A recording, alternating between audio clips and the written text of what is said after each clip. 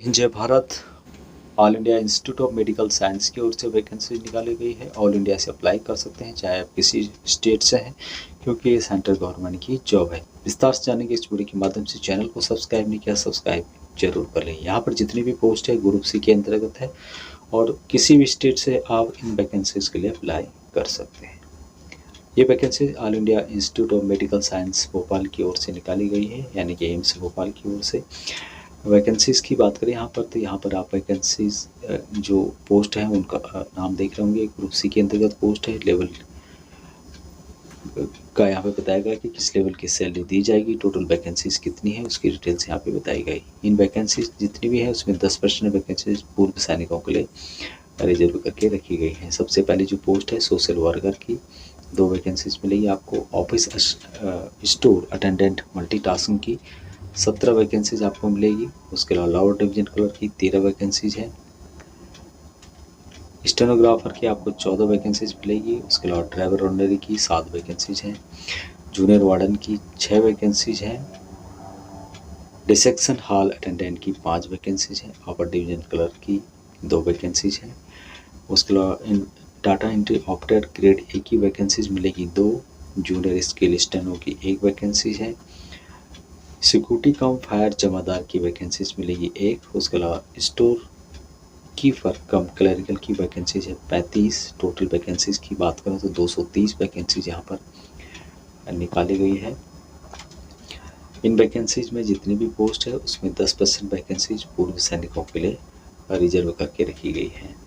बात करें यहाँ पर डेट इसकी, तो ऑनलाइन के माध्यम से 6/10 से लेके 6 अक्टूबर के लिए से 30 अक्टूबर 2023 तक आप अप्लाई कर सकते हैं। इसका जो एड्रेस है www.amsbhopal.edu.in के माध्यम से अप्लाई करना होगा। इसके लिए क्या क्या क्वालिफिकेशन बताया गया है वो भी इस वीडियो के माध्यम से जान लेते हैं। उससे पहले जो इसका CBT 1 होगा, CBT जो टेस्ट होगा जिसमें कि 100 टोटल यहाँ पर MCQ पूछे जाएंगे, मल्टीपल चॉइस क्वेश्चन पूछे जाएंगे। 100 मार्क का होगा। 90 मिनट का टाइम दिया जाएगा। General English, general knowledge, general English. इसका जो CBT होगा कंप्यूटर बेस्ड टेस्ट, जिसमें कि 100 क्वेश्चन पूछे जाएंगे, multi choice question object type के, 100 मार्क का होगा और 90 मिनट यहाँ पर टाइम दिया जाएगा। जो सब सिलेबस में कवर किया जाएगा, जनरल नॉलेज, अवेयरनेस से रिलेटेड, इंग्लिश कॉम्प्रहेंशन से related, quantity aptitude, general intelligence and reasoning ability, fundamental of computer से लेकर जिसमें कि MS ऑफिस, इंटरनेट वगैरह, CCS और रूल के अनुसार, और CCS 1972 और 64 से रिलेटेड यहाँ पर क्वेश्चन पूछे जाएंगे। यहाँ पे बताया गया है कि candidate will have to score in minimum 35% mark in CBT 1 और inclusion in the order of merit. 35% mark यहाँ पर लाना कंपलसरी है। यहाँ पर नेगेटिव मार्किंग आपको मिलेगी, जो कि 0.25 नंबर यहाँ पर नेगेटिव मार्किंग रखी गई है। जहाँ तक एज की बात है, एक्सेसमेंट को हर जो सेंट्रल गवर्नमेंट की वैकेंसीज में छूट दी जाती है उसी तरह से यहाँ पर आपको मिलने वाली है। जो भी आपने सर्विस की है उसको टोटल एज से माइनस करने पर जनरल को यहाँ पर 3 साल की और एक्स्ट्रा छूट दी जाएगी। क्वालिफिकेशन की बात करें यहाँ पर, तो क्वालिफिकेशन क्या क्या रहने वाला है उसकी डिटेल्स आपको यहाँ पर देखने को मिलेगी।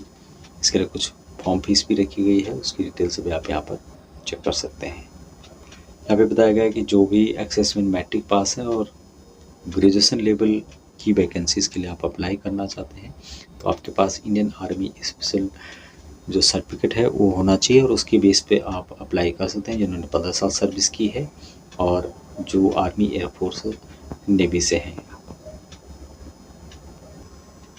सोशल वर्कर के लिए क्वालिफिकेशन 10+2 मांगा गया है। 35 ईयर्स मैक्सिमम रखी गई है। दूसरी जो पोस्ट है ऑफिस स्टोर अटेंडेंट मल्टीटास्किंग की, जिसके लिए 10th पास मांगा गया है या फिर ITI आपके पास होना चाहिए। 30 ईयर मैक्सिमम आपको देखने को मिलेगी एज। लोअर डिवीजन कलर के 10+2 पास होना चाहिए। स्किल टेस्ट जो कि कंप्यूटर पर होगा, टाइपिंग स्पीड 35 वर्ड पर मिनट इन इंग्लिश और 30 वर्ड पर मिनट इन हिंदी में आपकी होनी चाहिए और 30 साल यहाँ पर मैक्सिमम एज रहेगी। स्टेनोग्राफर के लिए 10+2 क्वालिफिकेशन आपका होना चाहिए। स्किल टेस्ट आपका कंप्लीट होना चाहिए, जो कि यहाँ पे बताया गया है, और 27 ईयर यहाँ पर मैक्सिमम आपको देखने को मिलेगी इस वैकेंसीज के लिए। ऑर्डरी जो ड्राइवर का पोस्ट है, जिसके लिए कि 10th पास होना चाहिए, साथ में आपके पास LMB और HMB कॉमर्शियल लाइसेंस होना चाहिए। 27 साल यहाँ पर मैक्सिमम एज रखी गई है। जूनियर वार्डन के लिए, जो कि हाउस कीपर है, ग्रेजुएट होना चाहिए। ग्रेजुएट नहीं भी है, यदि आपके पास इंडियन आर्मी स्पेसिफिकेशन सर्टिफिकेट है, इक्विवेलेंट एयरफोर्स नेवी के, वो इनके लिए अप्लाई कर सकते हैं। 45 ईयर मैक्सिमम यहाँ पर एज रखी गई है।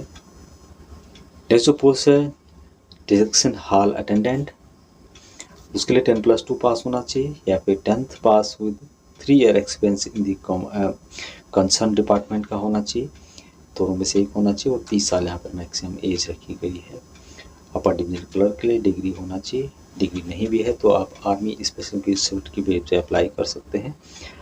कंप्यूटर में आपको काम करना आना चाहिए, और साथ में स्किल टेस्ट आपके पास होना चाहिए, जो कि लोअर डिवीजन क्लर्क के लिए है। 30 साल यहाँ पर मैक्सिमम आपको देखने को मिलेगी एज।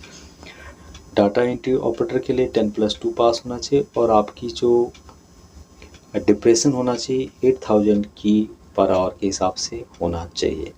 27 ईयर मैक्सिमम एज रखी गई है डाटा एंट्री ऑपरेटर के लिए। जूनियर स्किल स्टेनो के लिए भी 12th पास होना चाहिए। स्किल टेस्ट आपका होना चाहिए, जो यहाँ पर डिटेल्स दी गया है। 30 साल मैक्सिमम आपको देखने को मिलेगा। नेक्स्ट पोस्ट है सिक्योरिटी कम फायर जमादार, इसके लिए 10+2 पास होना चाहिए। 10+2 नहीं है, 10th पास है, तो आपके पास जो आपने 3rd क्लास आर्मी का होता है वो आपको पास होना चाहिए। फिजिकल फिटनेस, फिजिकल जो स्टैंडर्ड है उसकी जानकारी यहाँ पर दी गई है, तो इसको यहाँ पर चेक कर सकते हैं आप लोग। ये वैकेंसीज एक्सेसमैन और एक्स पैरामिलिट्री फोर्सेस के जितने भी हैं उनके लिए ही रखी गई है। यहाँ पे बताया गया है कि the standard of physical efficiency test में be relaxed by the director AIIMS in the case of exserviceman only. यहाँ पे जो भागदौड़ होगा वो पूर्व सैनिकों को एग्जाम्प्टेड किया गया है। इन वैकेंसीज के लिए पैरामिलिट्री फोर्सेस के भी अप्लाई कर सकते हैं। 27 साल आपको यहाँ पर एज देखने को मिलेगी। लास्ट स्टोर कीपर के लिए ग्रेजुएट होना चाहिए। 30 साल मैक्सिमम रखी गई है। ग्रेजुएट नहीं भी है तो आप आर्मी स्पेसिफिकेशन सर्टिफिकेट के बेस पे यहाँ पर अप्लाई कर सकते हैं। बाकी यहाँ पर सिलेबस के बारे में बताया गया कि CBT में जो सिलेबस कवर किया जाएगा उसकी जानकारी यहाँ पर दी गई है, तो ऑनलाइन के माध्यम से अप्लाई कर सकते हैं। लिंक आपको वीडियो के डिस्क्रिप्शन में मिल जाएगा। तो इतनी जानकारी अभी तक इतना ही। जय हिंद।